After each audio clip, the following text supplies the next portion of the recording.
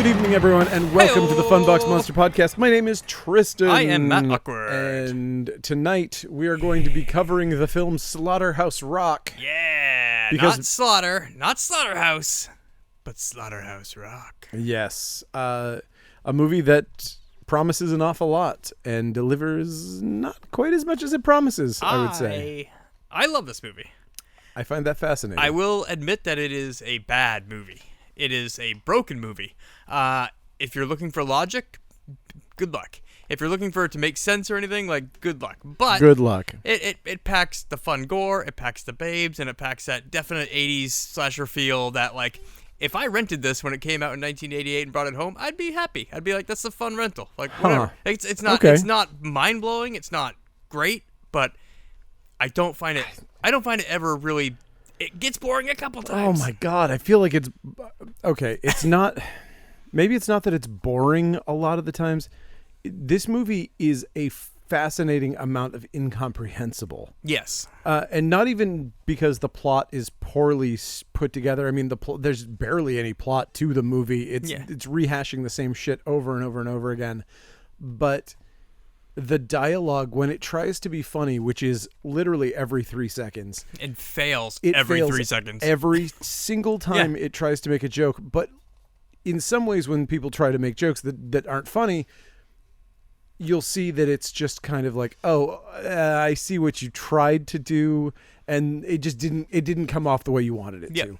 This, it feels like a Martian wrote these lines. There's no way around it. They do not sound like jokes. They don't come off like jokes. It makes so little sense. Everything they say is just bizarre. It feels like a broken AI script bot wrote this. It does. Where it's just like, I'm so terrified. I feel like I've got barbecue sauce for blood. That line What? definitely stood out. Okay. He's so terrified that he feels like he has barbecue Oh sauce. man, I tell you, when I get stressed like this, I just feel like I'm Larry and Moe trying to put out a fire in Curly's pants. And then everybody just starts cracking up while they're hiding from a killer that they know is like right around the corner. Like, what? Yeah. It's not. This movie, there's not a lot to it. This is going to be a short episode because this movie has nothing going on. There's also just a confounding amount of choices. Like, this is essentially fits right in with like Trick or Treat and, Rocktober Blood. There is this kind of like metal horror. It's supposed to be a metal horror. Like, right. And then the choice of your main character.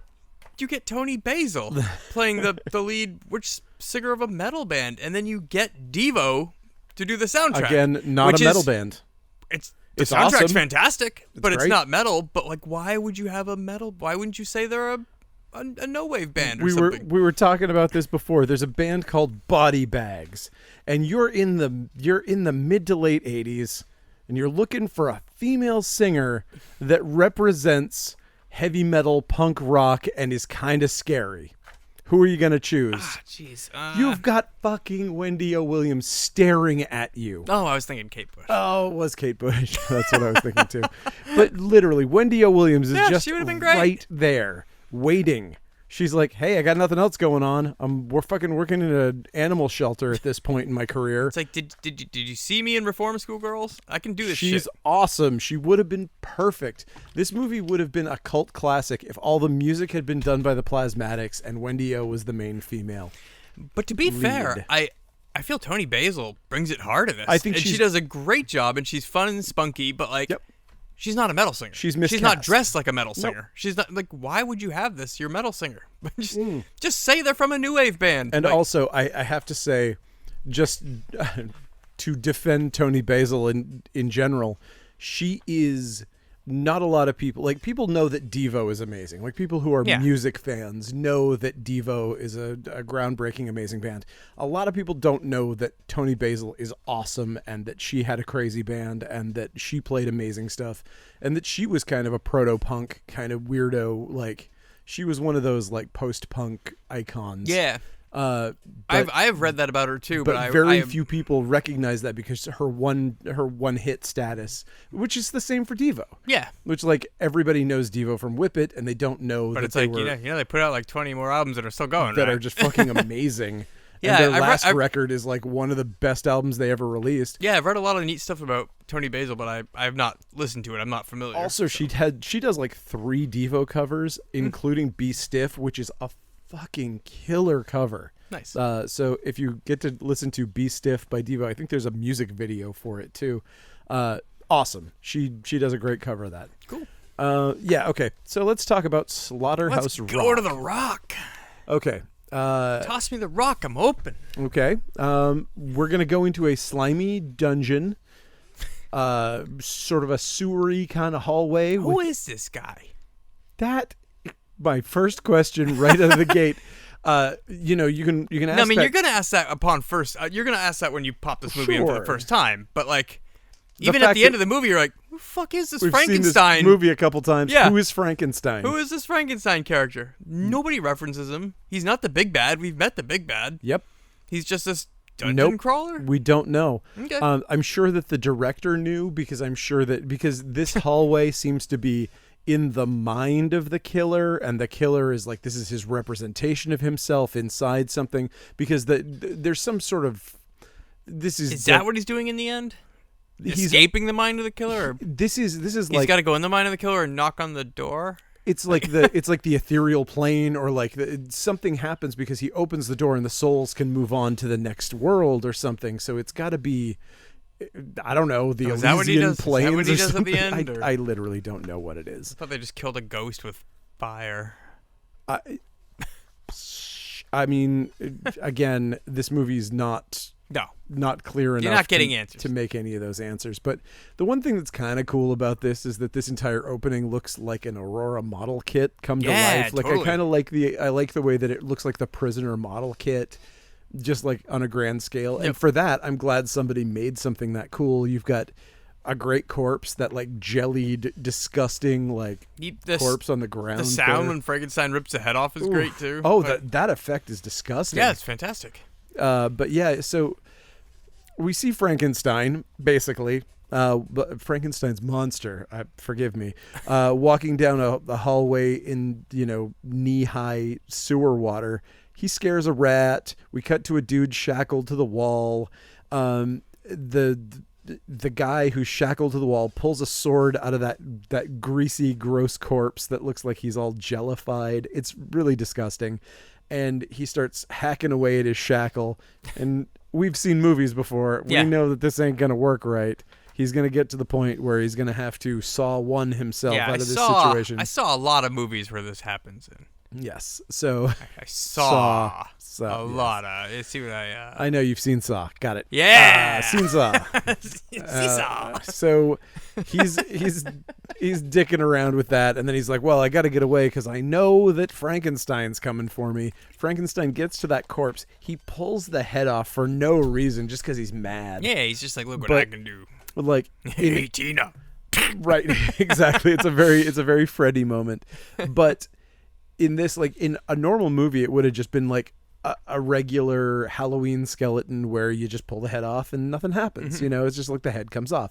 In this, it's got like the brain and spinal cord. Yeah, all the goop falls out. Just fall out on the ground after he does it. It was one of the best scenes in the movie. And it's all floating in water and shit anyway, being gross. So it's like it's awesome. It's an awesome gross out moment. We don't know who this guy is or what he's doing this for, and we never will, but it's awesome. Yep, sure. Yeah, we'll never figure out who he is. I'm sure somebody has an answer to this. If you get an answer, hit us up. Give us a call. The lines are open. Send us a message on Instagram.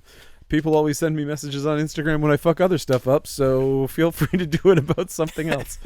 Anyway, so he's not getting any progress on his shackle, so he cuts his hand off, and then he wakes up. It was a dream, but his hand's missing. Hand's gone. Oh, it's a double dream. He wakes up and his hand's fine. Cut to credits. Is he dreaming those too? He's also dreaming these credits. He wakes up and he's like, "Oh my God, Devo's gonna be here! Sick!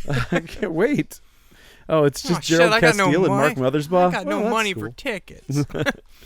Okay, so now we get these 3 80s guys leaving their high school, college, Gargoyle High School. whatever it is. Gargoyle's cool. The Gargoyle is cool. they're leaving a building where they probably go to school. I think it's college. Sure. They seem like college guys. They do. Yeah, they live in a And dorm house thing together. They live in a house together, so they're Yeah. probably not in high school. One of the three dudes that's walking together is reading at our main character who just had the dream. He's reading a paper at him and is like... He's reading the exposition. This is... as much exposition as you can give to this thing that doesn't make sense. Right, but like, this is a big expo dump. Yes. It's huge. He's like, hey, this group, body bag, they went to Alcatraz... and they were killed. They found the lead singer, the woman who sings for them. They found her body hanging from a fire, the hose or something from a fire sprinkler pipe. Sure. I think is what he says. His friends are like, hey, you've been having those weird dreams about a prison. Maybe these things are related. Imagine Trick or Treat a Fragman just like never heard of Sammy Kerr. Exactly. That's what this movie does, and I don't know why. Why would you? What? Yeah, you need to. She has no connection to him. None. She draws him to and she this says place, and she needed him for. I don't know why him. There's no connection here. Yeah, it could have been anybody, but she's not. He's not a fan of the band. No, there's nothing going on. He's like, oh yeah, I think I've heard of. I've heard of them. I mean, he knows that they have a certain amount of, like, corpses on stage, and he describes their stage show. Yep. But, yeah, no, it's weird. So, whatever. It doesn't make a lot of sense. Okay, so, and also, imagine that, like, you've been having dreams. You're like, oh, man, I can't sleep very well. Been having dreams about, I don't know, like a potato field. And it's like, dude, 3 people just died in a potato field. Yeah. Do you think it's related? No. No, I don't. You should probably drop everything you're doing and go to that potato field at midnight with your teacher. That's crazy. Because I guess you went to school at night all of a sudden. Apparently, yeah. And this is the other thing, is that we have so very little... character building for any of these characters, especially the woman who's the teacher. The teacher. They're just all of a sudden there, and it's like, oh, okay, I'm here at your little den of occult books and shit. About soul transfers or it's confusing. It doesn't mean much. Why are you guys even hanging out together? Like, what? You're his teacher. What? Yeah. So this info dump is basically just to say that the character... Body bags died on Alcatraz. You've been dreaming of a prison. These characters are all roommates. Guy in sunglasses, guy with feathered hair. Those are our 3 main characters, and Alex. And also to reiterate that it's a female rock star that was killed there, so that we'll recognize her when we see her. And then they're like, oh, and also he's seeing a therapist, which in 80s parlance in a horror movie basically is you're either going to be the killer at the end of the movie, or B, you have an undiagnosed link to the supernatural somehow. Yes. That's like every horror movie from the 80s. Wait, who was seeing the therapist, Alex? Yes. Yeah, I think they said you should talk to your therapist about it, or haven't you talked to your therapist about this, or some dumb shit. Yeah. But either way, we meet our 2 female characters, the hot one that dresses hot and the hot one that wears a sweater. So nobody's ever going to know she's hot. No, man. You can't figure it out because she's wearing a sweater. They go visit the dude's apartment, and it's one of those 80s apartments. They have cringy dialogue all the way up to the thing. Then they get in, and it's totally one of those 80s dingy apartments. But it's also like, it also fits into that Ninja 3 The Domination type, like overly decorated, ridiculous. They have a whole front end of like a 70s Cadillac in the wall with lights. Yep, like, lit up skeleton. Somebody nailed a hot water bottle to the wall in their hallway for no reason. Those tricksters. I guess. I don't understand any of that shit, but okay, so fine. It's what, these 3 nerds and Alex's brother all live in this house together? Living in an Applebee's. Yeah. Yes. So then apparently they're trying to get Alex together with the sweater wearing The frumpster. It's the frumpy sweater wearing girl. and so I don't know the name of any of the other characters. Other I than don't Alex, either. But whatever. The two people who are doesn't there, matter. they break off to go have sex. So Yep. guy and girlfriend go into the other room to be like, "Oh, we'll leave you alone. I left an earring behind your dresser." Well, and when they I also left make last the time." comment to Alex. Alex's brother is just like, "Oh, here's my repeat sex offender little brother," and he's like, "I swore they were under 18," and he's like, "Yeah, all 13 of them." And it's just like, and they all just laugh about it. It's like, Is that Alex that they were talking about? yeah. Jesus Christ. It's like, well, what? Okay, I'm really down with Alex now. It's- Like, yeah. but nobody cares. All the girls laugh it off. The girl still goes on the date with him. They're just like, everybody thinks like, it's what is this great. line? And this is where I mean, like, this movie feels like it was written by a robot. Yeah. It's just like, I think this is human joke. Boop, beep, boop. Yeah, it doesn't make any sense. Oh, there's some real good stuff here. Okay, so they have loud sex in the other room, blah blah blah. It's annoying. So they have another one of those exchanges with a joke that doesn't make sense, which is she's like, "Oh, would you like to go out and get some food? Does an accordion player wear a pinky ring?" is what she says. And they go, I don't know. So they just cut away because he can't answer that question. And they go to the. Is that a thing? I'm gonna start looking at every accordion player, you know. Well, I only know How about I one, see that and that's many? Weird Al Yankovic, and he doesn't wear a pinky ring, so it doesn't make any sense. Okay, so they go to the hippest family-style restaurant in town. It's like neon everywhere. Everybody's smoking cigarettes, but everybody's also eating French fries at the same time. It's just like tables and And tables. we spend like fucking 5 minutes in slow motion going Slow through motion, this restaurant, listening to a listening Devo to- song that wasn't good enough for any Devo record. while people are eating French fries in slow motion and just hearing little snippets of their conversations as if you were playing Grand Theft walking down the street. You know? Well, okay, so we start out with that where it's like, okay, the camera is going past. So, of course we're going to see a few things. We're going to hear some conversations and whatever. It's annoying and slow and boring, but that's fine. But then we get to the table. He starts having a conversation with the girl, and he starts having one of those like telepathic, like one of those moments that like Jean Grey always has when her Yeah. powers are going wonky and she can hear I can't focus on everything, but I can Yes. focus on everything else. Everything in the world is coming at him at once, and so he can hear every conversation in the room. And in order to show us that, they're just showing us 5 minutes of broken conversation. And none of it's And it's irritating. Irritating. Yes. Because nobody finishes a thought in order for us to feel like he's in multiple places. Yeah. And it's And- like, why couldn't this? Maybe they should have been talking about the band, and in these little conversations, they could have dropped more details about what Sure. happened or something. Instead, it's just like, so when I looked at the cabinet, and I was like, maybe I should paint it red. Right. And then they moved It's on. It's all like, non I don't sequiturs. care about any of this. No. And it goes on forever. And that's I literally fast forwarded this part of my second watch through. I was like, I don't need to watch the tracking through the restaurant. And Of course. I love the decoration in the back. The I kinda love that painting. That kind of behind like them. Yeah, that Keith cartoon Haring monster. drawing monsters. Ah! Yeah, like drawing Godzilla monsters. And then a monster arm breaks out of it. It's awesome. That's great. That part is really fun. Yeah, so like a monster arm breaks through the back and it snaps him back to reality, and that's going to be That's what monster arms do when they rip out of walls. yeah, I mean, he's going to Okay, pay attention to your frumpy girlfriend. yes. Your incredibly unattractive girlfriend because she's wearing a sweater. They did the thing that they did in Evil Tunes. Not Evil Tunes, a Granny, where they just slap some glasses on Shannon Worry and had Yes. her put her hair in a ponytail and be like, "You're ugly now." Yep. So hideous. All right, so they go back to the apartment, and the other two roommates show up, and they start yelling about tennis.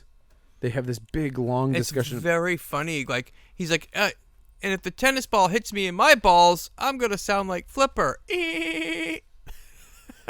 Because that's funny, robot. It's Beep, boop. so terrible. And again, this has nothing to do with anything. Like No. I'm saying, the reason this is not going to take much time to get through is because it's like, What happens here? Nothing. Nothing. They talk about nothing. They're constantly talking about nothing. I mean, there is a nice moment when they walk in and the guy's girlfriend is topless walking down the hallway. Yep. And so they do a little golf clap, and that fits into like an 80s frat comedy. Definitely. Sure, that moment, got it. That works. It's not funny, but it works. Then it's like, okay, move on to Alex now. No. Nope. Let's hear some dumb things about hitting yourself in the nutsack with a tennis racket or some shit. Sure. And then Alex and the girl come home, and then there's more 80s shenanigans. Alex gets really needy because he doesn't want to be left alone with his dreams. And that doesn't go anywhere because he goes straight to sleep. Yeah, and without then, her. And then Bye. he wakes up in the middle of the night, and then we get another monster grab. He walks out of his bed, and like monster grabs him through the wall. This time we get a really interesting like monster pulling him apart on the floor. Yeah. Scene, That which effect looks cool I thought too. was really interesting. But then it does the smash cut to the laundromat as a juxtaposition shot, and it doesn't look good and it doesn't work. Yeah. Like the two scenes don't look good together, and so the juxtaposition. Well, they trying, juxtapose the thing that doesn't juxtapose. Like, Right. Like the creature, the creature rips open his chest and digs in and pulls his whole rib cage out. Like Yeah. that would work if you juxtapose to like pulling the guts out of a turkey you're planning for Thanksgiving. If they'd cut to the laundromat and the door was open, he was pulling his clothes out of the dryer. Also perfect. That would have worked, but it was a spinning dryer. I was just thinking of Thanksgiving. Aren't we all? Because we're all excited about Eli Roth's new movie coming out soon. Yeah, Believe it or not, I actually am excited about that movie. I'm kind of excited too. I think it looks fun. If he can keep it together for that movie and not just make it dumb, I'll be. Yeah. Or if he can make it perfectly dumb, I'll be very excited. Anyway, I just wanted to make a good movie again because like he made Cabin Fever and that's it. yeah, I hope Thanksgiving is I awesome. hope it's as good as Cabin Fever. Okay, so we meet a huge meathead who I guess is another one of his roommates. Must be the guy later who turns into the monster. That's his brother. Sure. Okay, his meathead brother. That's the guy that was with the girl, I thought. I don't know. Everybody in this movie looks the same. They all look the same. They all have the same haircut and they all look the same. Yeah, except the brother has the not brother's curly hair. super burly. So Yeah. if that's the brother, Yeah, that's the brother. There's a really that's his big older brother. dude. So that's another thing that happens. His brother is the one that gets possessed by the guy in the jail, and they never make that like. They never even do anything with that. Like, I can't kill you. You're my brother. Right. You know what I mean? Nothing like that. He when it's never like, cares. No, that could be his brother. That could be anybody else. Yep. And his brother tries to psychoanalyze him in the laundromat, which is great because they play him as a meathead. So there is a little bit of like, if they had done this a little better, it would have actually been very funny because he does he's like, hey, maybe you should like think about, I don't know, dreams. And he's like, yeah, great. Thanks, bro. Thanks so much. I'll see you later. And it's like, he's just a huge meathead dumbass. There's so also it doesn't help. obnoxious product placement here from Moosehead Beer. Yeah. He's got a gigantic Moosehead tank top. The very next scene, they're at their house, and they got a sixer of Moosehead on the table. It's like, oh, okay. Oh, is this movie Canadian? I don't know, probably. Wow. All right. So Fucking Canadians, man. Bryan Adams and Slaughterhouserock. They know how to treat us right. Jesus. Mike Myers, Slaughterhouserock, Please, Alanis Morissette. The Canadian what is government has going on apologized here? to Bryan Adams on several occasions. Back in class, Alex is asleep. He wakes up and his face is all melty and he's gagging worms out of his mouth. He wakes up screaming. He sure is having some nightmares. Yeah. On a particular street. Reminds me of someone else who had some nightmares on a street. Can't put my finger on who that was. I've seen some movie like that before. It's interesting, but whatever. Alex has barbecue sauce for blood. What is he going to do? We go back to that stupid restaurant. He makes some joke about losing weight and having barbecue sauce for blood. That's the thing. This whole scene is just like, oh, I'm a wreck. I'm terrible. My hands won't stop shaking, and his hands aren't shaking. Can't even. Like, dude, if you're telling somebody you can't stop your hands from shaking, at least move your hands while you're doing it, brah. I love it. He's not even a good enough actor to shake his hands when he's saying his hands are shaking, but it doesn't matter. He drinks some beer and they listen to a song and it makes Alex crazy. He's like, I gotta go find out what that song is. I do too, because I can't understand it. Well, it's a song by Sammy Mitchell. Yes, that's Tony Basil. Okay, and that's it. You don't have a song title? I don't think so. No, this is another written by an alien robot that is malfunctioning line. Yeah. He said, that song totally sold out. I was trying to figure that out too. I don't know if that meant she sold out, because here this mumble mouth bartender talks so fast. Because I had the subtitles on and I could hear it. He said, I went back again because I was like, that can't be what he said. That doesn't make any fucking sense. The song's sold out. You can't get it anymore. Exactly. Because a song, like a band can sell out, a musician can sell out, an artist can sell out, but a song can't sell out. So maybe even all the singles are gone at the record store. I assume so, but it is not a thing that people say. No. Those are not words that have ever come out of anyone's mouth I'm just wondering what the song title is. He's like, what is this song? And he's like, oh, it's just like Secure a Fat Lady. Like, that's what YouTube told me it was. Like, I had the subtitles on and it was just like, a Secure a Fat Lady. It's totally sold out. Like, what? This song is not called Secure a Fat Lady. What the hell does this guy call that song? Yes. Some real typical human dialogue in this movie. So, I'll be damned if I look it up and it's actually called To Secure a Fat Lady. Oh, that would be great. Tony Basil's hit song. To Secure a Fat Lady. So now some other random hot lady shows up at the apartment. We don't know who she is at this point. We have seen her in the background of a scene once. No, that's a teacher from the class. Well, sure.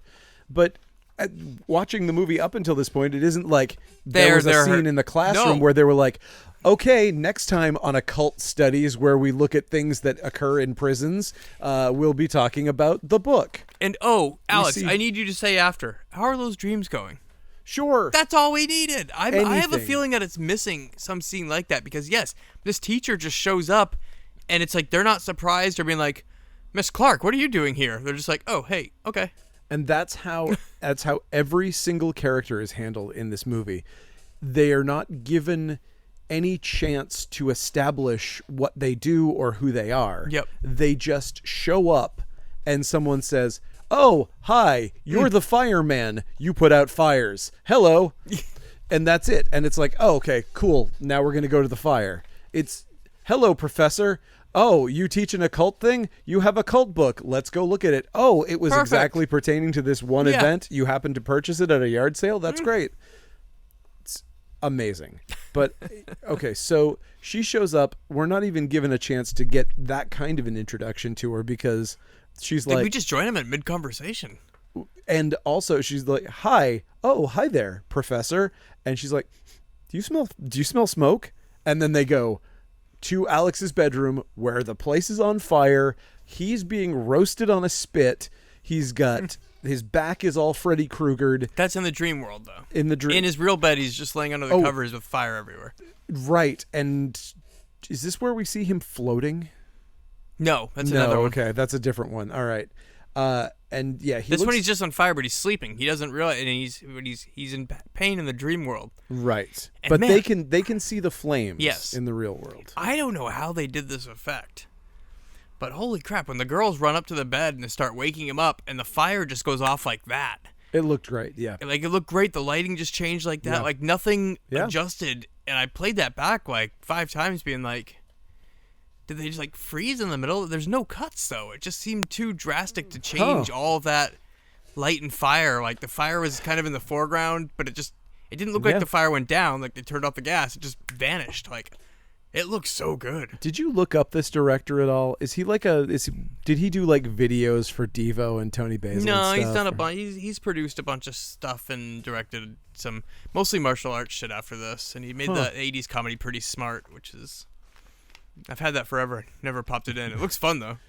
Yeah, because I mean, there's so much stuff that is competent, especially on the visual spectrum, like on the visual effects end. This movie looks good. Everything looks good. Sets, effects. The blocking for like the apartment looks terrible, but I think they just kind of got stuck with the idea that it's like they're too close in that room, because it does always look like there's always like a 2 shot of people on the couch, and then you have to kind of turn around. It's like, it always feels cramped. Well, I just think, I didn't even notice that. I don't notice that shit. But, like, I just thought everything looks nice. Yeah, it does. I mean, it's a very well-made movie, except for the writing. Yeah. The writing that's is the thing. just terrible. It's Martian writing. It is legitimate Martian writing. It's just too bad when somebody makes a movie like this and then doesn't, like, there was nobody to say, let's get another pass on this. Like, it just seems like it would be nice to have another pass. And I would have liked to have seen it with better dialogue and better dialogue and more up explanations. Yeah. Like, and actually paced properly with, actual human motivations put on the characters, that kind of stuff. But we won't. Anyway, they go into Alex's room. He's in this music video thing with a vampire cannibal guy cutting up his corpse. He's got reused contact lenses from the Thriller video. Yeah. He literally has the cat's eye Michael Jackson lenses. Yep. And he comes out of it when they wake him up, and now they can see the dream, so they know that something big is going on. So they all, we assume, we just smash cut. We just, all the cuts in this movie are basically smash cuts. Everything is just we're in the room, and they're basically mid-conversation. Wake up. Oh, hi, we're in the professor's library. I guess, yeah. Yeah, and she's like, I have an old book that I found on Alcatraz that was buried there. And it explains who this person is. He's a cannibal. His name is the Commandant. Yeah, is this who you saw? Like, I've just got this picture of this guy I think that you saw. Yeah. I'll be damned. It was the guy you saw. This is very convenient stuff. This is some very convenient stuff. But turn of the century, cannibals, blah, blah, blah, some unimportant Native American stuff. The upshot is that eventually he was murdered. Well, he was murdered. He was killed by the Native Americans in revenge for him eating a bunch of them after he ate a bunch of prostitutes. And blah, blah, blah. That's his backstory. That's his backstory. That's the monster's backstory. And he apparently just loved eating prostitutes. He did. And apparently he needs to confront the monster guy. Alex does. Oh, do they have like a weird family bond or something? Nope. Oh, okay. Wouldn't that have been just easy? Yeah. Oh, he's my grandfather? Yeah. Oh, that would make sense. Anything. That would have been so simple. And you've got to continue the family, the birthright of eating prostitutes. You could stop the cycle of violence just by not eating prostitutes. And that's all he does, and that's the end of the movie. But whatever. Alex has been chosen, but he's refusing to heed his call to action because this is the point in his hero's journey. Joseph Campbell, etc. The teacher wants to see for herself. She's giving herself an arc right here. She's like, "Hey, do you want to care about me for a second? No. I have an arc because I've never seen the supernatural, but I really want to." You know when that could have come up? In that scene before that never happened, where they're in class and she's talking about the occult. So we have an established character who knows about the occult, and wants she says, in on it. "All I've ever wanted in my life was to see something, but I don't even believe that it's real. Yeah. If I could see it once, I would die happy," or some dumb shit like and that. And she'd be like, "Well, come watch me sleep." You watch me sleep, lady. Crack a can of something cold and eat it. Kind of like bad impersonation of Sly Stallone. Anyway, okay, so They call me mush mouth. I mean, everybody in this movie is a mush mouth. Yeah. Okay, so as I've said before, all the characters' wants are told by the characters saying them out loud. I want to see a ghost. Okay, great. Perfect. Alex whines a bunch and then goes home to eat something cold out of a can and stay awake all night. Line. That's actually not a bad line. So we cut to a spooky room in Alcatraz, then back to the apartment, and now Alex is floating above his bed on a ray of light. It looks cool. It does. It looks great. In his dream, he's being cooked because, as we've said, his blood is made of barbecue sauce, which makes him extra delicious. Super yummy. He should never have... Do you think that's why he's getting the messages from the cannibal Oh, world? that's why. The cannibal's like, holy fuck, this guy is going to be so tasty. His ghost friends told Matt, be like, look, I know you love prostitutes, but I know about a college kid who's got barbecue sauce hickory for smoked blood. Mountain hickory, to be precise. You really need to eat that guy. I'm going to drag him here to Alcatraz. Making me hungry. Okay. The Commandant eats a nice chunk of Alex's back before he wakes up, and now all of his roommates have seen Alex's dreams in the real world, and they have gotten bigger. They're kind of pushing outward, and this is, everyone there and is they're like, kind of surprised. A little bit. They are mildly surprised. They are nowhere They don't near. care at all. Everyone's That's still what I'm looking for. exactly the same as they were. Okay. I guess at least he's not floating anymore. These guys not bothered by much. So they have the conversation where they're like, kids aren't even bothered by dying later on. They're like, okay, we need to leave right now. Yeah. Because what if we go during the day when it makes sense to be there and it's safer, then I don't know. Who does it? Won't look as cool on film. This? The teacher's just like, no, we shouldn't wait. We should just go right now. It's obviously, I don't know, let's just call it midnight. Sure. And then the other kids are just like, I shouldn't tell you this, but I got a fishing boat. My dad's If this got a kid didn't have a fishing boat, what would they be doing right now at midnight? Like, why did this teacher think it was a water taxi? no problem to just go to Alcatraz at midnight on the fly? Yeah. And they were just like, there's no security there or anything? They can just No, go? nothing. What the fuck? Let's just go.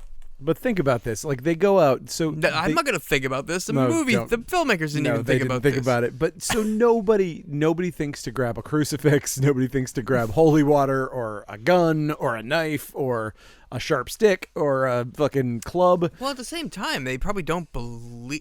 Oh, but they saw everything. You're right. Physical, like they have evidence. Yeah, but they that didn't care. There you go. There we go. There you go. They No didn't prize. care. That's it. All right, so they head out, and they even fucking hang a lantern on it. They say, oh, "I wish I'd thought to bring a crucifix or silver bullets or something." And it's like, yeah, I Or think thought to just stay home because it's midnight. that is also a good idea. They tie up the boat, they head up a cliff, and then Alex nearly falls to his death down a 2-foot fucking incline. That was so unnecessary. They're all climbing up these rocks, and it's a staircase. It's like a stairway that's made into the rock. And Alex walks up like 2 stairs and he falls down. It is the saddest thing I've ever seen. But there you go. They make some comments that they're totally shocked that the abandoned prison is spooky in the middle of the night, which I thought was maybe shocking. And there's an eternity of Beep, boop, beep, boop. grammatically confusing quips like, aren't you ever serious? Only when he's dead. Okay. Okay.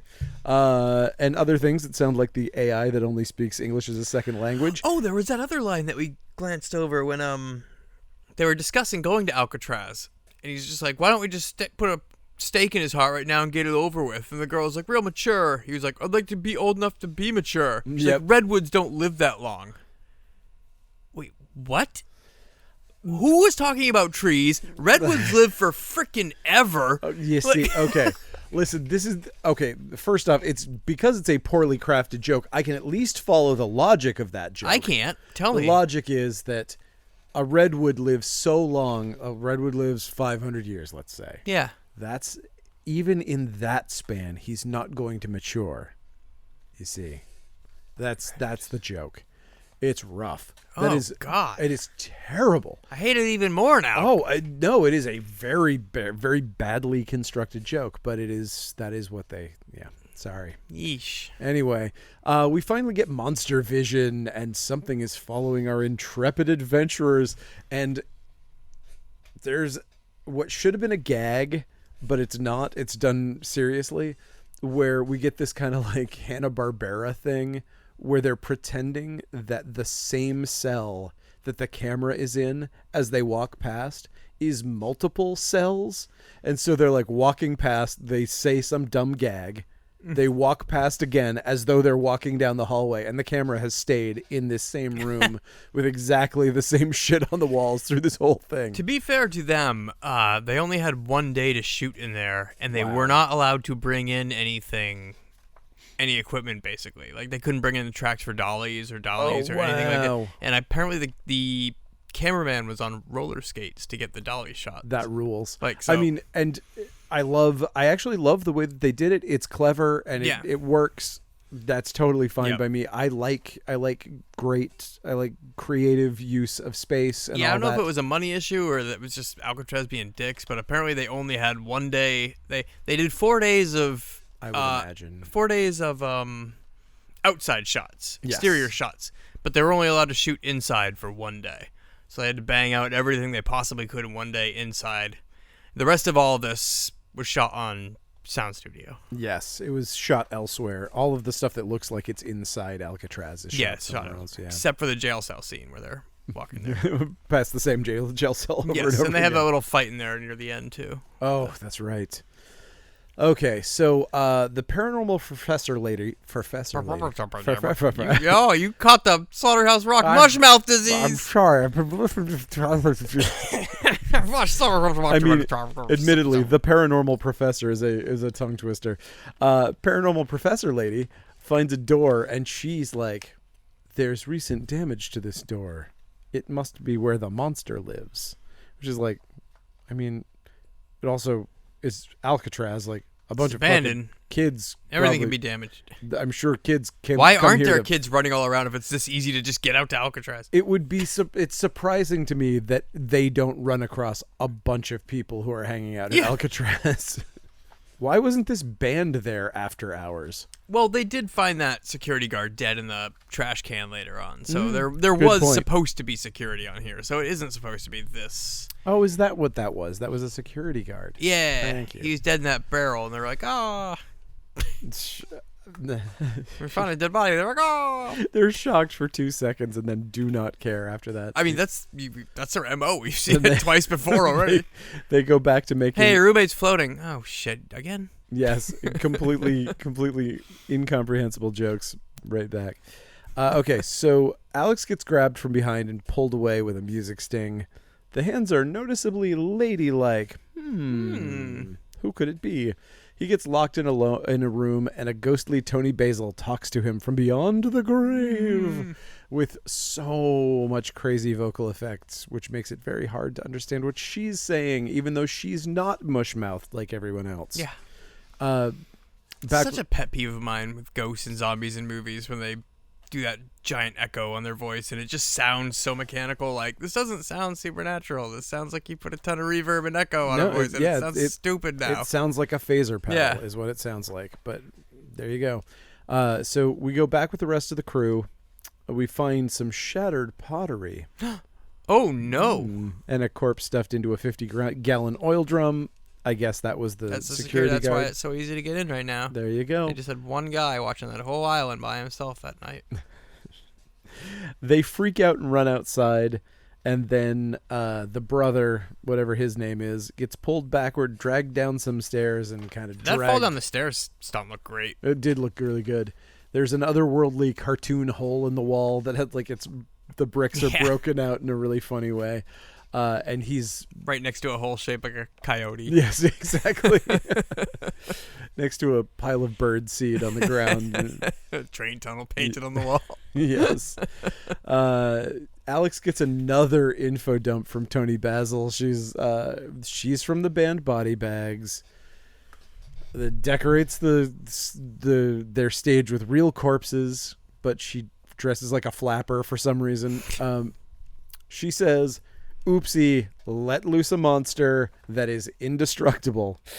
Killed my whole band. And she didn't say this yet. No. We find out in a second, though. Yes, and all of the souls that have died here are powering him. He's some sort of dream killer powered by souls. A wholly original concept made by this movie. One that might just scare a kid when they fall asleep in class. Yes. Richard pulls himself free Oh, he's going to be fine. He climbs up the stairs. Richard's the name of the guy. Oh, Hey, perfect. look at that. No shit. Richard appears, and he's doing a zombie walk now. Uh-oh, he's drooling. He's got glowing green eyes. He's all monstery. Uh-oh. His breathing is through a phase pedal, too, so now we know he's supernatural. Yep. I wouldn't have known if they didn't do that. Glowing eyes and the big sharp teeth and the weed being blown through our door. Yeah. Somebody's intentionally hotboxing this door. Yeah, it's obnoxious. They're literally just blowing it underneath. There's no way they're not doing this on purpose. You can't have this much fucking weed coming through the door. Why would anybody be doing this right now? I don't know. They want us to be high because this movie's so boring. Maybe it's a ghost doing it. Fuck. But yeah, okay. I was wondering if you smelled it over there. No, I absolutely do smell the weed. Okay, so Good Lord. Portland. What are you gonna do? Fucking Portland. It's very Portlandy. I would not be surprised to find someone literally blocking the door. They do it laying on the door and shooting smoke underneath the crack. That's my guess. Okay, great. Why not, Portland? My guess is that he's laying on the ground, whoever it is, in front of the door, smoking. We're locked in here forever. I'm sorry. I already had to climb over one person to get your laptop. I know. Oh, well. Okay. Not a humor joke. Nope. Not great. Anyway. Okay, so this is an unnecessary gross part of this movie. He pulls his girlfriend away. He's all monstery, and he assaults her, and she manages to break a pot over his head and run off. Yeah. It was gross. And then Richard takes off, and the group chases after him. Even though I guess maybe they don't believe that he's monstery. She's like, he's monstery. They just don't care about things. They don't care about things. And they already know something wishy-washy's going on. They're on spooky-ass Alcatraz. They don't react to situations like people do. No. So, okay. This is maybe the only thing about this movie that I found redeeming coming up here. As far as the only thing. Wow, well, okay, I found a lot of pluses in this. No, there's a lot of pluses, but this is one of the more redeeming Okay. parts of the movie coming up. Tony Basil has to get his soul out of his body. Oh my God, do you love her dance too? I love her dance. I love this dance. I mean, she was a choreographer Yeah. for cheerleading and stuff, so she's very good at this stuff. But it's a good thing that she knows this, being dead for 2 days, how to transfer somebody's soul out of their body after they die. She spent time at libraries. I don't know. Oh, that's right. She read a book she found buried by the bus station. Yes. There we go. Oh my God! Didn't she read the book that the professor has, and that book was at the library? It's at least the same prop. That's for damn sure. I don't know if it's meant to be the same book. Weird. That's so weird. But anyway, there's some pretty sweet Devo playing, and she does a silly dance, and it's great. The Scooby Gang finds Richard again, and they're like, zoinks, because he is a zombie now. He is a zombie. He is possessed by the commandant.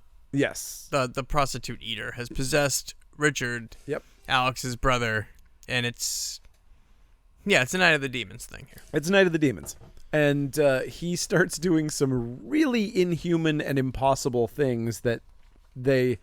Watch me jump really high. If they hadn't believed that he was supernatural before, they now believe it, because his jaw extends preternaturally large, and then he bounds over a building essentially. Yep. So he's a crazy super monster. And they're just like, his brother can float too, so whatever. It's true. So Tony Basil does the Ghost of Christmas Past thing with Alex and shows him the story somehow. What the F was this? It totally was a Christmas Carol. It's Yeah. just like, let me show you how this. She's been dead here for a week. She just has this magic power already. She's so good at it. That's the thing. Like, these people figure out the afterlife in this movie like nobody's business. Yeah. She's just like, oh, I'm dead, and there's a bad guy here, and I guess since I'm dead, I can show you him in a live-action mini-movie I'll present to you after I make your body rise out of your body. Sure. Okay. I mean, that's what she can do. And so after we heard that... So, again, the problem with this movie, the biggest problem is that we've said this about a lot of movies, but I feel like this movie could be 20 minutes long. Yeah. Like, for reals.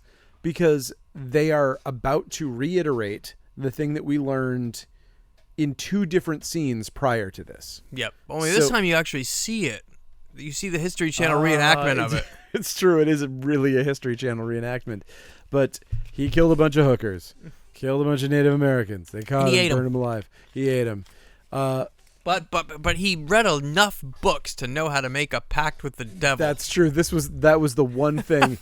It was like, but he killed enough people that he could make a pact with Satan. No, he read enough. Oh, was that it? He read enough books that he could make a pact with Satan. They were too late in killing him, so now... Satan loves the Book It program.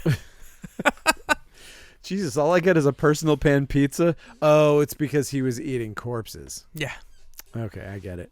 That's better. You eat 100 corpse pizzas and you get to make a deal with me, old Scratch. It's like an inverse of the Book It program, only with with human bodies. It's like if you eat 100 human bodies, you get 1 supernatural book. Mm-hmm. Oh, that's super cool. And then you can learn how to make a deal with me. What if you eat 100 personal pan pizzas? Ooh. Do I get like a copy of Island of the Blue Dolphins or something? Anyway, okay, cool.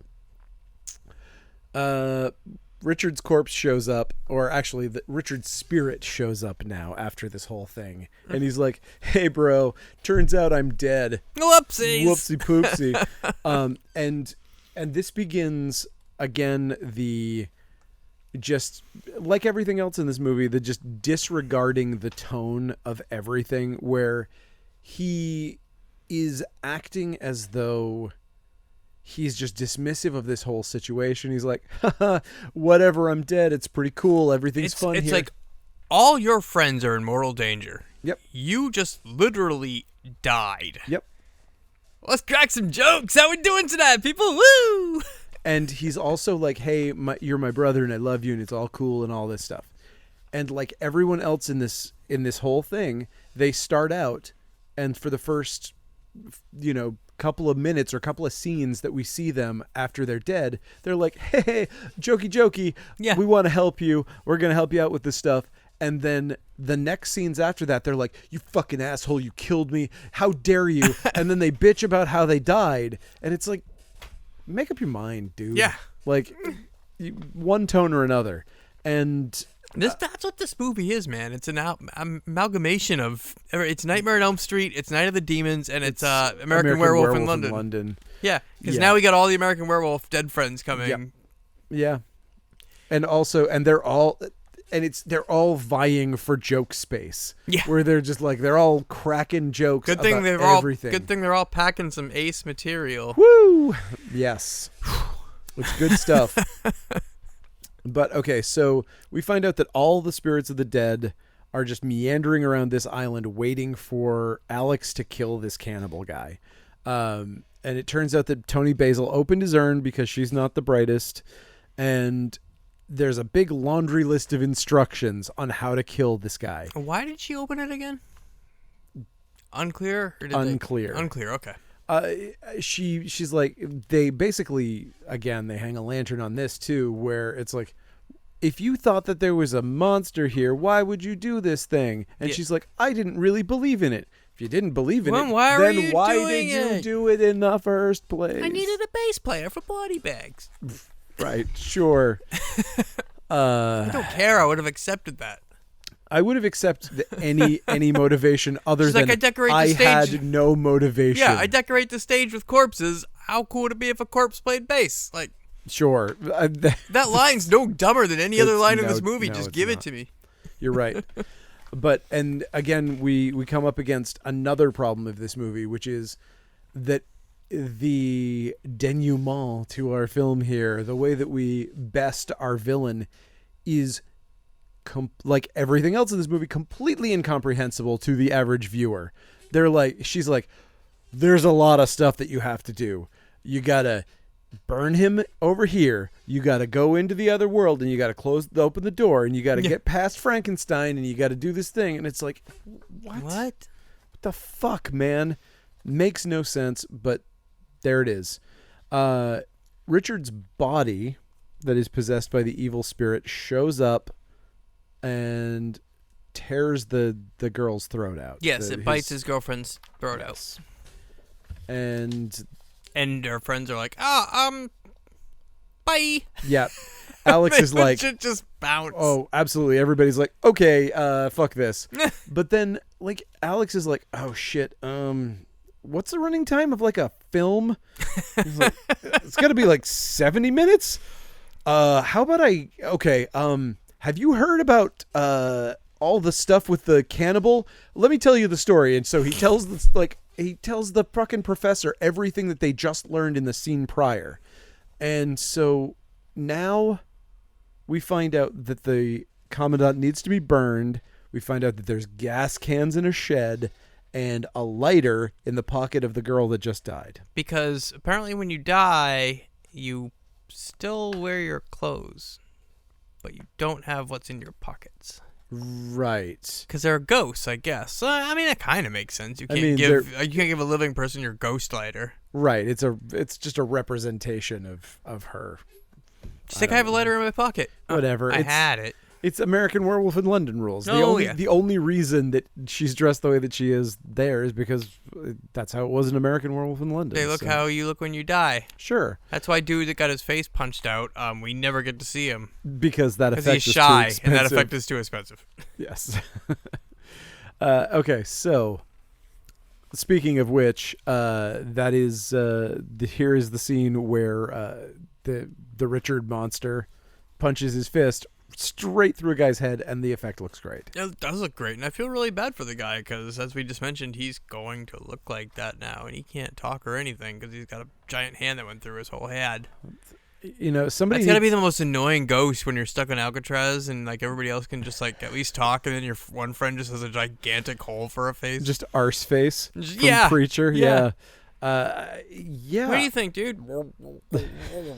Somebody needs to talk to God. I'm just saying, maybe have a conversation with God about this. Okay, so Alex gets into the shed thanks to magic ghost powers that... What is up with that? Before they get to the shed to get the gas cans, we just see this close-up of a master combination lock being spun and opening for them.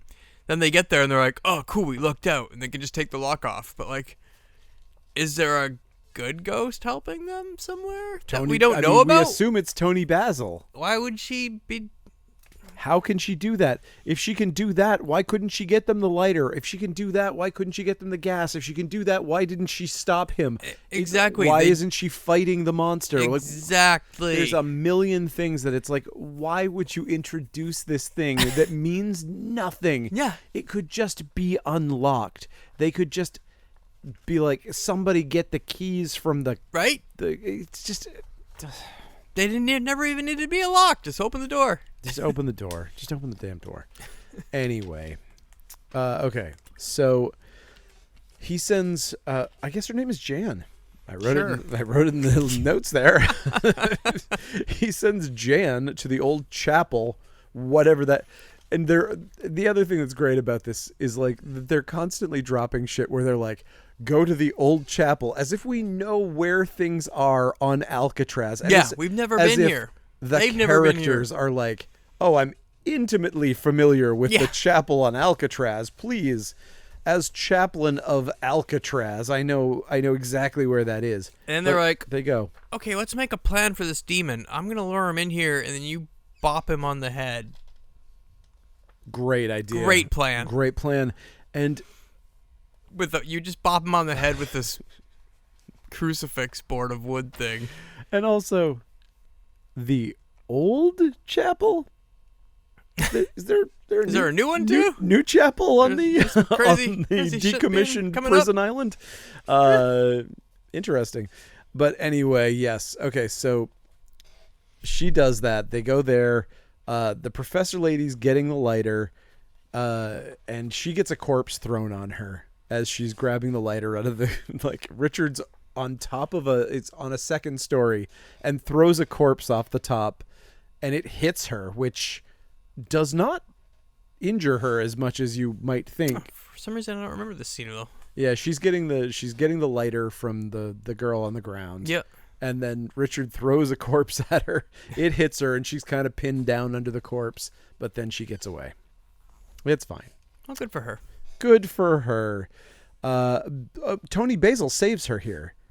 She's like, hey, I'm going to fight you. And he's like, what are you going to do? Oh, yeah. And she's like, well, what are you going to do? Kill me again? Yeah. It's like, okay, yeah, good. If you can do something, then maybe do more than you're doing. Okay, I remember this scene now, yeah. Yes. And, okay, so Tony Basil goes back and does the soul removal dance again to get Alex's soul out of his body. And Wait, is soul out of his body or soul back in? I think it's out. I think it was out. I think he got him out again, but we never saw him go back in. Like, I don't know. I don't know because they're just like, we need more Tony Basil dancing. It's the best part. Exactly, Do it again. exactly. Because either way, he's on the astral plane. I don't know. It's just. You think that's how the director sounded when the actors asked him a question? You're Wait, why am I doing this? Because you're on the astral plane. You're. I saw Nightmare on Elm Street last week. Wait, am I going back in or out of my body? Yes. Reminds me of that fucking Ben Affleck story about filming Armageddon, where he's like, wouldn't it make more sense to train scientists to drill oil than to train oil drillers to do scientists? And he's like, Ben, shut the fuck up. That's why. Shut the fuck up. Not wrong. Okay, so whatever. They've got to burn the guy and push open a door. That's all I know. And dodge Frankenstein. And dodge. Speaking of which, is that the greatest name for a car you've ever heard? The Dodge Frankenstein? I would buy that. Fuck, I would buy 5 Dodge Frankensteins. I would never drive another car ever again if someone introduced the Dodge Frankenstein. I don't care if it's a rebadged neon. Just give me. It doesn't matter. Oh, God. Oof. Yeah, sure, fine. Even if it is a neon, that's fine. That's the only way they can sell the used neons is to rebrand them as the Dodge Frankenstein. Used neons? When's the last time you seen one of those? I mean, it's just like when we were talking about Yugos. Yeah. There are no neons left. Yeah. Because they just exploded. Anyway, okay. Someone gets a big cross. I don't know. One of the people. The plan doesn't work. The plan. I love that they're like a sexy professor. They're like, and she just like starts disrobing. Like, hey, what the fuck? This killer's going after them anyway. I mean, my favorite part of this is because clearly she did not want to actually show anything on screen, and the director didn't know how to deal with how long this needed to go on, so she's like, button down 3 buttons, cuts back, it's up to 2 buttons, button down another button and 2 buttons, down 4 buttons, we're back up to 1 button, button down another button. It's like every I'm gonna take off my belt. We slipped it out of one loop. Oh, we slipped the belt's it out back of up. the next loop. Like, wow. It's pretty great. Yeah. It's really funny. To Either way, lure this guy in there who was just coming anyway. He was just going to be there. All you would have had to do is be like, stand in the hey, I'm doorway over and here. be like, please don't kill me. Please be don't like, kill me. I'm going to, though. That sounds fun. Yes. You know what? You got to give it to him. He never uses the B word. Yes. You know? Freddy. He's a fake Freddy. Nah. Never calls anybody a bitch. Nope. He doesn't say much, really. He doesn't. He has no quips. Yeah. Like all of the dumb 80s characters have quips, but he doesn't get a quip. That's bomb. That's kind of dumb. But at least the director's like, fuck, I knew I was forgetting I something. knew I was forgetting something. Kill quips would have absolutely been refreshing, but oh well.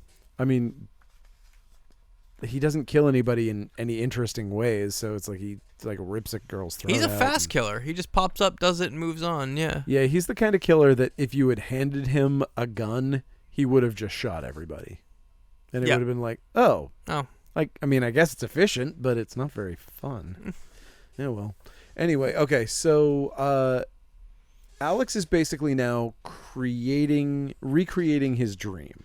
We're seeing him do the same things we saw before. I thought at some point that he was Frankenstein from the opening, but Oh. he's not. No, he's not. Because he's still dodging Frankenstein. He's still dodging Frankenstein. He's still in his Dodge Frankenstein, driving down this hallway, and Blasting Devo. He's listening to Devo. But whatever. The monster's following him. It's really weird because he's down. It's played as though he's literally beneath the building that they're in. Because the monster starts hammering his hands against the wall when they fail to kill him at first. Then the walls start collapsing on the astral plane / whatever, and shit starts falling on Alex. Mm-hmm. So I don't really get that at all, but again, it's another thing that doesn't make sense. Not a shocker. So also a rock falls on Alex. And his sleeping... No, he is out of his body because he's laying in the other place. His body, his hand snaps. That's right. His wrist snaps while he's in the laying real down. world. And that looks amazing. Yes. That effect you're looks totally right. phenomenal. And so apparently his soul is vulnerable to bricks. So did he ever... Learned. Okay, so he's out of his body, but Yep. did he ever get put back in?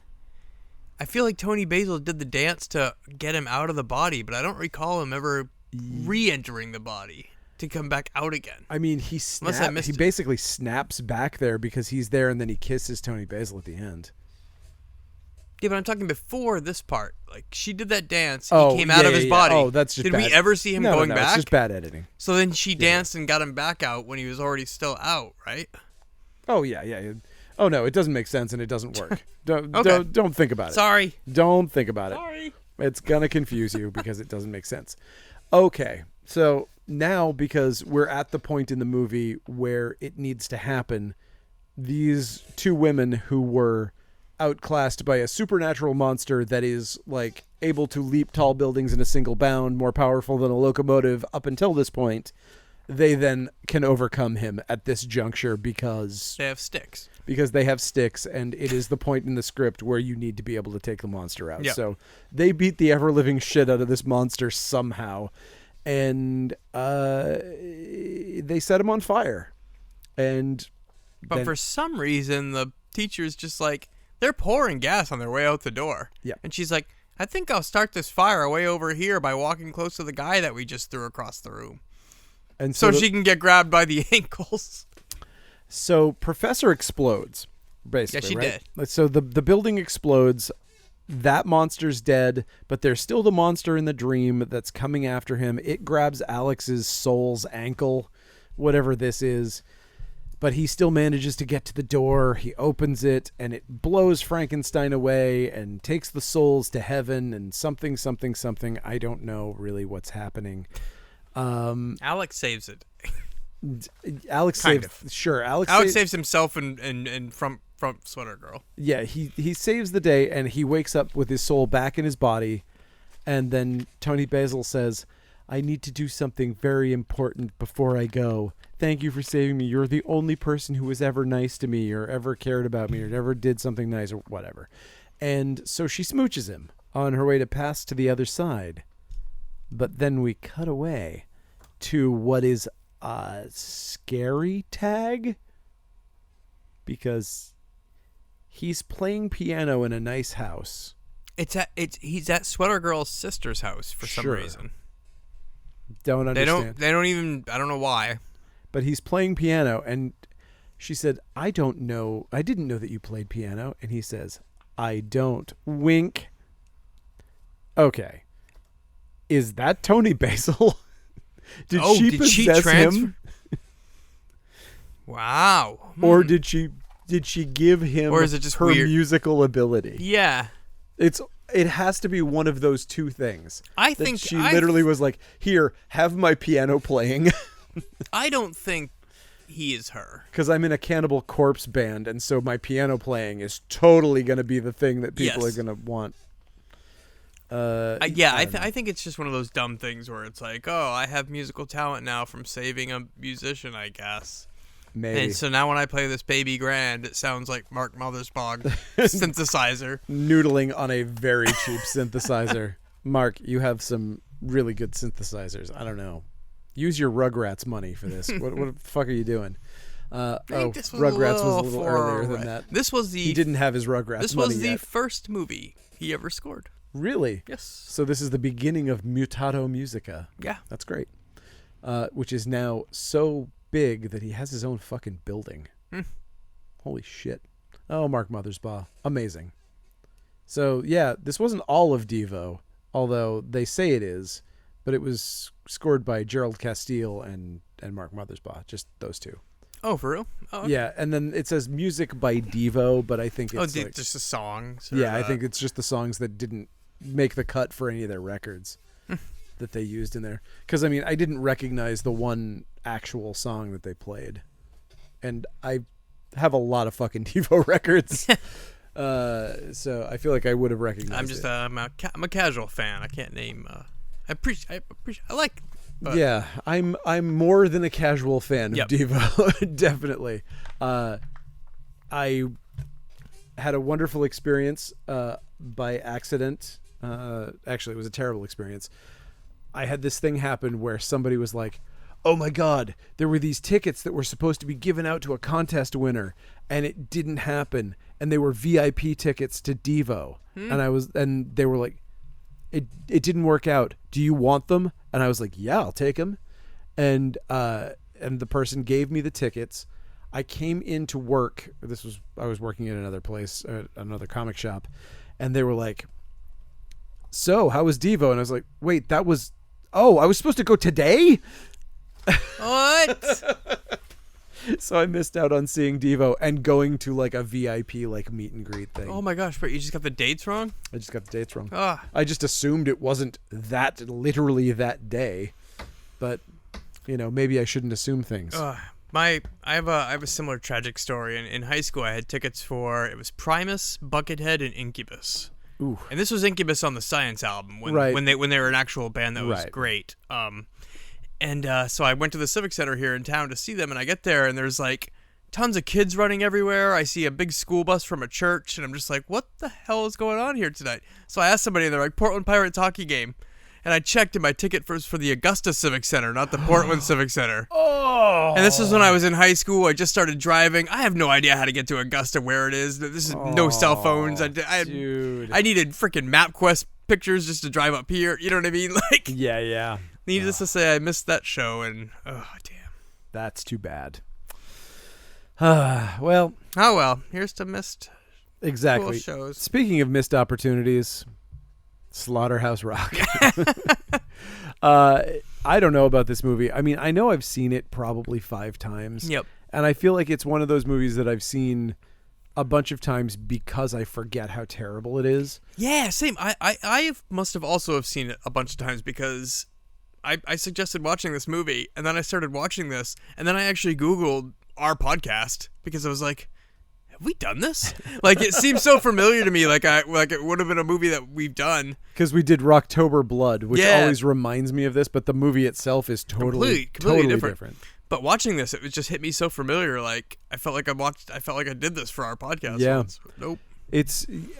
I don't know. It's a movie that I always expect to be better than it is, or again, like we said, I expect it to be more of a heavy metal movie than it is. This should have been a metal exploitation movie. Yep. And I think that's probably one of the biggest problems that I have with it is just the fact that it isn't a bunch of metalheads running around. It's like a poser metal movie.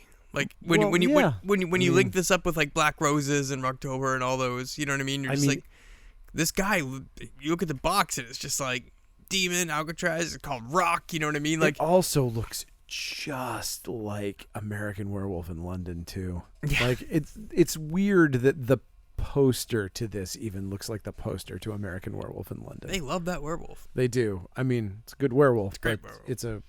It's a weird thing to be ripping something off that blatantly. Yep. Yeah, I don't know. I don't know about this movie. I personally, I will say it's a bad movie with tons of bad dialogue. Yeah. But it delivers everything that I love in an 80s supernatural horror like this is my probably my Yes. favorite genre. Give me Yeah. that sleep Night of the Demon style anything kookiness. that's influenced by Nightmare on Elm Street. Yeah. I'm always love going that to be shit. excited Yep. about it. That was the thing that made horror movies better for me, was when Nightmare on Elm Street changed the game for all of this, and it was like, oh, we can do crazy wacky stuff, and Exactly. that opens it up to doing big effects stuff that doesn't need to be grounded in the real world. Exactly. Yeah, That's where you get your societies from. That's and what all I this love. kind of Yep. shit. And I love it. This one just doesn't take that opportunity and run with it. But for me, it just ticks all the boxes of what I want. It's not anywhere near as good as Night of the Demons or Nightmare on Elm Street Bad Dreams. or Bad Dreams, but it's still, I still find it an enjoyable watch, and I do like. I find the bad dialogue endearing. If you know when it's coming, and you just laugh at these horrible actors and horrible lines, like It is. It is it's kind of definitely funny. a so bad it's good. It is. watch. I think I will not say it's good though. yeah, it definitely falls into probably so bad that it's good for me as well. Because I know even after watching it and being like honestly kind of blown away at how bad and boring some of it was, I think about it and I'm like, I think about that cover and I'm like, I'd put that in again. Yeah. I'll forget how stupid this is in a couple of years. There's so many movies like that I just like, I forget that they're not good and I go back and I watch them over and over and over again and I'm like, oh yeah, that. I'll remember next time. I never remember. My brain doesn't work anymore. But anyway, speaking of why my brain doesn't work anymore, Coast City Comics, where I work. Sorry, I've been working a lot of hours and my brain is totally Boss man fried. driving you crazy. He sure is. So buy stuff from us so that we can keep making these podcasts and spend enough money that I can get some sleep. And I believe we have a special guest coming up at the end of the month. We do, yeah. So we've got Jackie Kong, who's going to do something for the podcast, and we're going to do, I don't exactly know what we're going to do, if we're going to just do an interview kind of talk thing. We should plan this out so we don't look like a couple chuckleheads. We're going to look like chuckleheads anyway.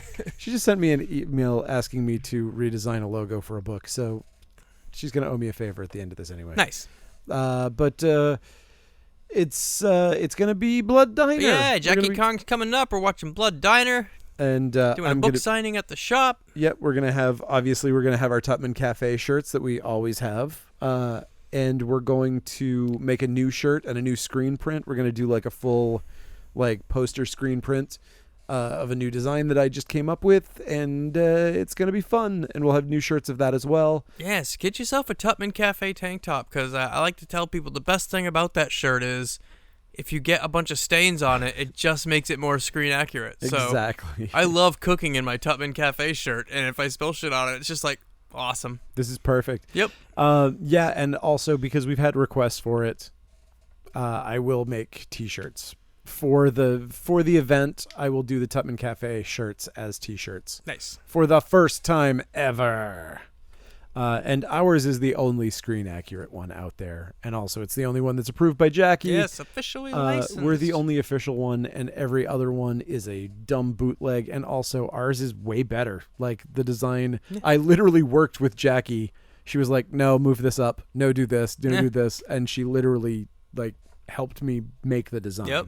So it is the only one that is approved, and it is the correct dude. If I told you how many times we talked about how far it needed to be from the neckline, you wouldn't believe me. It was a lot. It was a lot of times, but it's precise. It is pretty fucking precise, but it's great. And so hit us up, buy some stuff from Coast City. We even have Coast City. We even have a Funbox Monster Podcast T-shirt. Buy a Funbox Monster Podcast T-shirt. We also have Blu-rays and DVDs and shit on there. We've got all sorts of crazy shit. We've got all the Blu-rays of the movies we're covering here. Almost we have them all. We do have a lot.